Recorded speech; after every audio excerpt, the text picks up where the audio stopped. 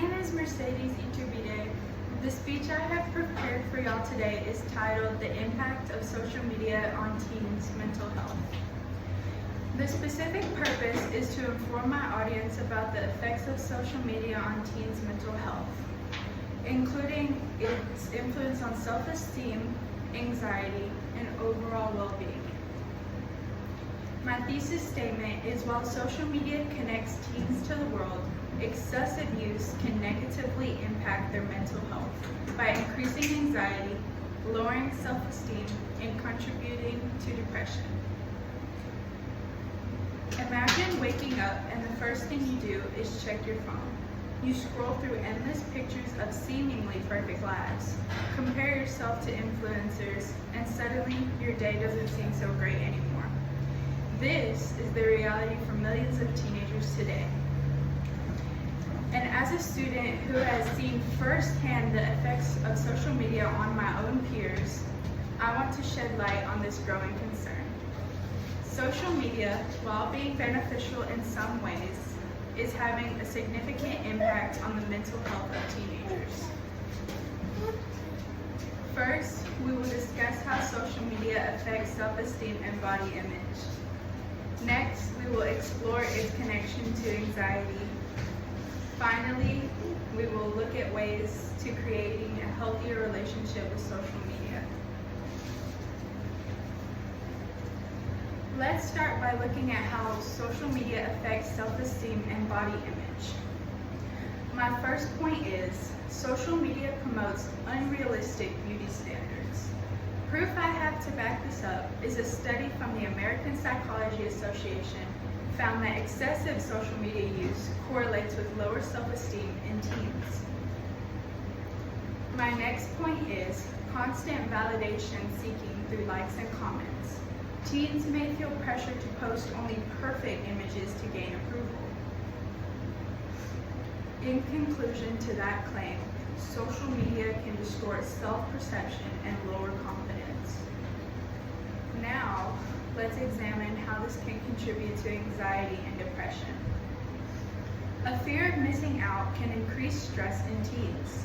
This is followed by a survey by Common Sense Media, found that 35% of teens say social media makes them feel left out. Seeing peers engage in activities they weren't invited to can lead to loneliness. Another point is to consider is cyberbullying and negative interactions. Studies show that victims of cyberbullying are at higher risk of depression. Loma Linda University of Health reports indicate that 16% of high school students have experienced cyberbullying.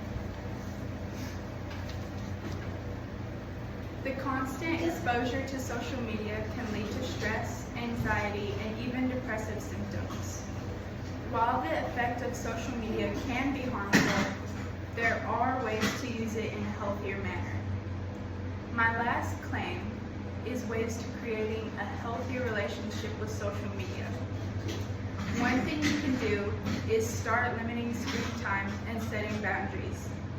Experts recommend setting daily limits for social media use. Taking breaks from screens can improve mental well-being. Another thing is following positive and supportive accounts. Engaging with content that promotes self-love and mental health can be beneficial. Unfollowing accounts that cause stress or negative comparisons can improve self-esteem. Small changes in social media habits can greatly improve mental health.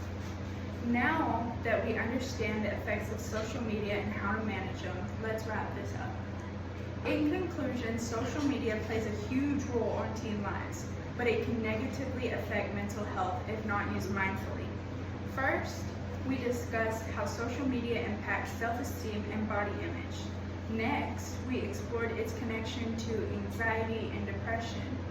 Finally, we looked at strategies to use social media in a healthier way. Remember that feeling of waking up and immediately scrolling? Imagine how different your day could be if social media was used more positively. Social media is a powerful tool, and it is up to us to use it in a way that builds us up rather than tear us down.